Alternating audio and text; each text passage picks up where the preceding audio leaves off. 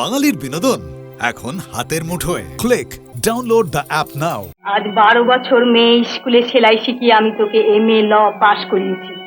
দরকার হলে আরো 10 বছর সেলাই শিখিয়ে আমি তোকে ওকালতিতে দাঁড় করিয়ে দেবো। চাকরি নেওয়া কিছুতেই চলবে না, 1000 টাকা মাইনে হলেও না। আমার বাবা যদি প্রশান্ত চট্টোপাধ্যায় হয় তাহলে তাহলে আমি শঙ্কর চৌধুরী হলাম কেমন করে? আমার বাবা বেঁচে আছেন? হ্যাঁ, আমার হাতের লোহা শাখাই তার সাক্ষী। তুমি জানো কোথায় তিনি আছেন? জানি। কোথায়? কনগ্রাচুলেশন ভাই শঙ্কর, আমি ভাবতেই পারিনি নিশ্চিত ফাঁসির মুখ থেকে আসামিকে ছিনিয়ে নিয়ে তুমি যে তাকে বেকসুর খালাস করে আনবে। It's miraculous. আমাদের বার লাইব্রেরির সব প্রধান উকিলরাও তোমার প্রশংসাতে উচ্ছ্বসিত। তাদের বিশ্বাস 10 বছরের মধ্যে তুমি পাটনার সেরা ফৌজদারি উকিল হবে। আমাদের মতো টিউশনি করে পাশ করা উকিলের পক্ষে 10 বছর অনেক বছর ভাই। আর তাছাড়া এই 10 বছর কাটিয়ে সেরা ফৌজদারি উকিল হওয়া খুবই শক্ত। আচ্ছা কৃষ্ণদাস, চলি, আমার জন্য পছন্দ অপেক্ষা করছেন। কনগ্রাচুলেশন ভাই, Thank you. Good luck.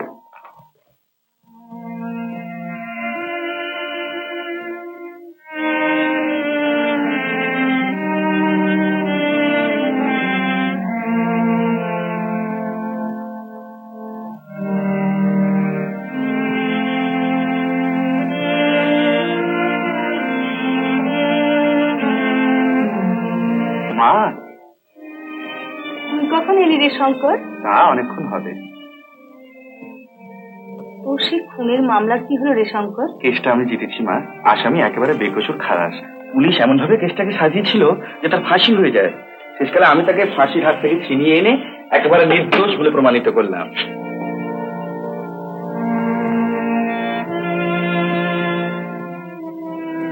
এ কি মা?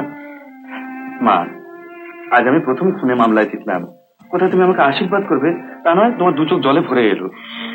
আশীর্বাদ কি আজ তোকে নতুন করে করতে হবে শঙ্কর? নিশ্চয়ই করবে, সকাল সন্ধে করবে, রোজ রোজ করবে। তাই তো করি বাবা।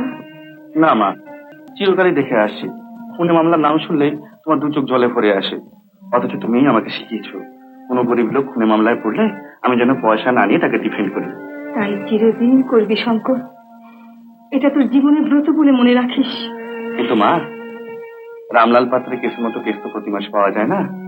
আর তাতে নাম হলেও পয়সা বিশেষ হয় না। এই তো এই 1 বছর ধরে ওকালতি করে মাসে আমি 30-40 টাকা রোজগার করতে পারিনি। তাই ইলা বলছিল। কি বলছিল ইলা? ওর বাবার আন্ডারে ল ক্লার্কের চাকরিটা আমি নিই। মাইনে আপাতত। না শঙ্কর, চাকরি নেওয়া তোর চলবে না, কিছুতেই না। ওকালতি তোকে করতেই হবে। কিন্তু আমারও তো একটা কর্তব্য আছে মা, তোমাকে কাজ করার থেকে বিশ্রাম দেওয়ার কর্তব্য। তোর একমাত্র কর্তব্য আমি যা বলি তা শোনা। তুমি ভালো করে ভেবে দেখো মা। আমি খুব ভালো করে ভেবে দেখেছি শঙ্কর। কিন্তু 5-10 বছরের আগে কোনো উকিল নিজের পায়ে দাঁড়াতে পারে না। আজ 12 বছর মেয়ে স্কুলে সেলাই শিখিয়ে আমি তোকে MA ল পাশ করিয়েছি। দরকার হলে আরো 10 বছর সেলাই শিখিয়ে আমি তোকে ওকালতিতে দাঁড় করিয়ে দেবো। চাকরি নেওয়া কিছুতেই চলবে না, 1000 টাকা মাইনে হলেও না। একথা তুই ইলাকে পরিষ্কার বলে দিবি।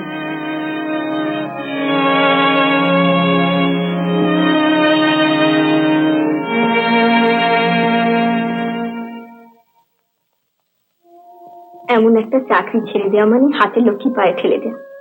তুমি তোমার মাকে ভালো করে বুঝিয়ে বলো শঙ্কর, তিনিও তো তোমার সুখ চান।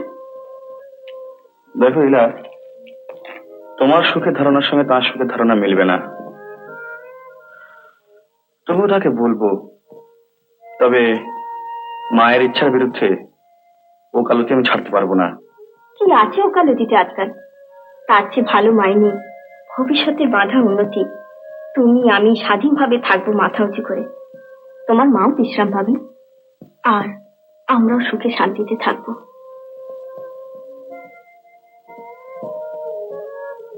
কথাটা এদিক থেকে কোনোদিন ভেবে দেখিনি ইলা। তোমার ভবিষ্যৎ জীবন সম্বন্ধে আমারও কিছু বলার আছে।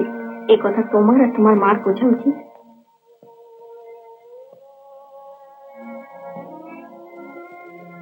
দেখি,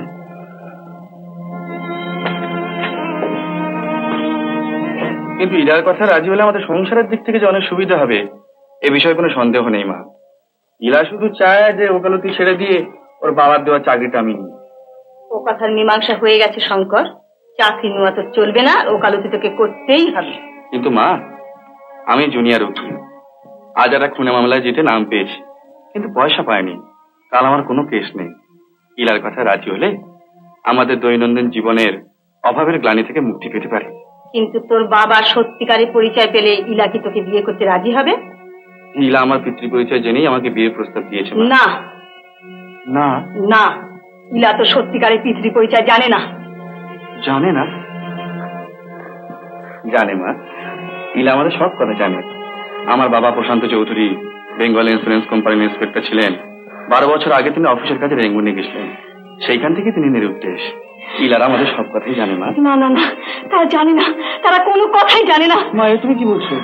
আমি ঠিকই বলছি শঙ্কর, তোর বাবা নিরুদ্দেশ নন।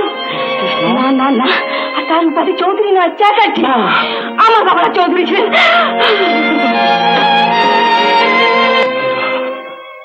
আমার বাবা যদি প্রশান্ত চ্যাটার্জি হয়, তাহলে তাহলে আমি শঙ্কর চৌধুরী হলাম কেমন করে?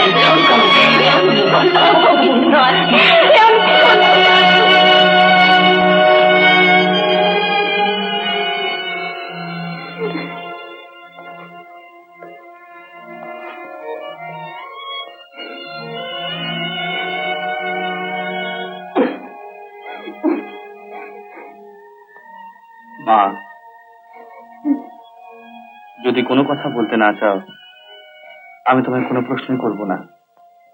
তুমি সব কথা বলে তোমার মনকে তুমি হালকা করো মা। বলো মা, আমার বাবার সত্যিকারের পরিচয় কি? বলো মা। মা, বাবার সম্বন্ধে সমস্ত কথা জানবার অধিকার আমার আছে। বলো মা, কোনো কথা গোপন না করে আমাকে সব কথা খুলে বলো। আমার চিরকাল ভয় ছিল, হয়তো একদিন কি বলতে কি বলে ফেলবো। এ প্রশ্ন তুই আমায় করবি, আমাকেও তার জবাব দিতে হবে। আজ 12 বছর যে আমি সেই কথা বুকের মধ্যে চেপে রেখেছি, ভগবানকেও গোপন করে। আমার বাবা বেঁচে আছেন? হ্যাঁ, আমার হাতের লোহা শাখাই তার সাক্ষী। তুমি জানো কোথায় তিনি আছেন? জানি। কোথায়? কলকাতার প্রেসিডেন্সি জেলে। কলকাতার প্রেসিডেন্সি ছিলেন? খুন করার অপরাধে যাবজ্জীবন কারাদণ্ডে দণ্ডিত আসামি। বাবা সম্বন্ধে আমি সব কথা জানতে চাই।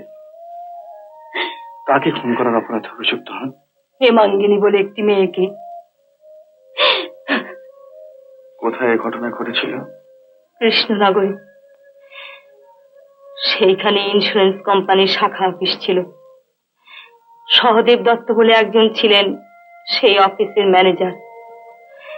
তিনি সেখানে গিয়েছিলেন হেমাঙ্গিনীর জীবন বীমার অনুসন্ধান করতে। সেইখানেই ঘটনা ঘটে। আমি তখন তোর মামার বাড়িতে। এই ঘটনা ঘটবার সময় আমি কিছুই জানতে পারিনি। জানতে পারলাম সব শেষ হয়ে যাবার পর, জেল থেকে তার চিঠি পেয়ে। সেই তার প্রথম, সেই তার শেষ চিঠি। মা,